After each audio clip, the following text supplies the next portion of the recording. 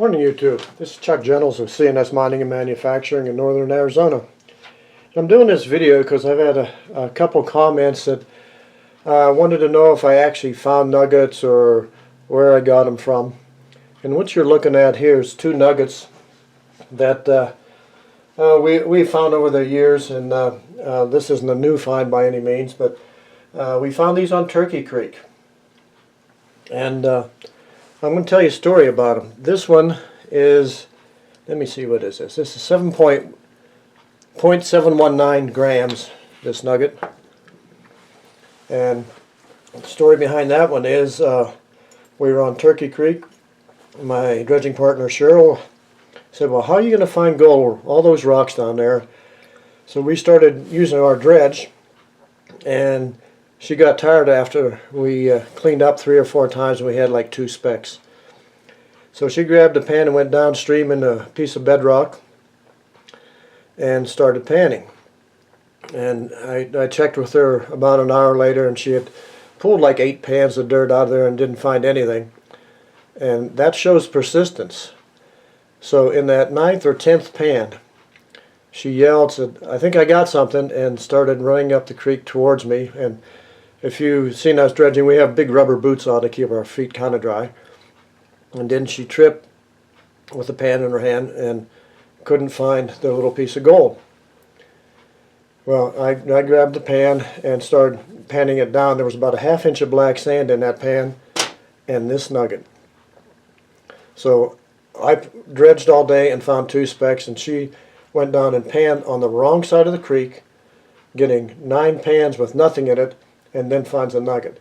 That is real persistence, and that's what you need and what you need to do to find good gold. You got to stick with it. You never know when you're going to find bigger gold. Now, this nugget is a 1/2 ounce nugget, and we found this one obviously again on Turkey Creek. This is our favorite creek. It's a pretty nugget, just a chunky nugget.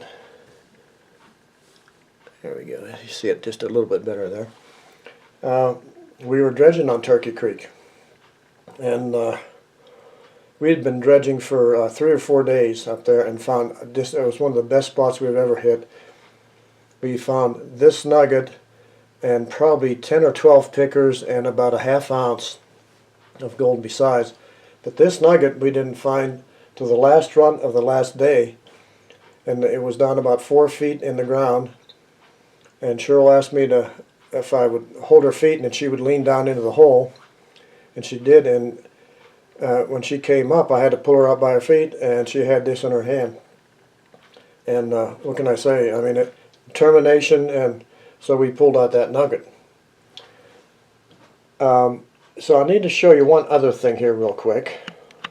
Okay, these 2 pieces. I had 2.5 ounces of fines when I lived in New River, Arizona.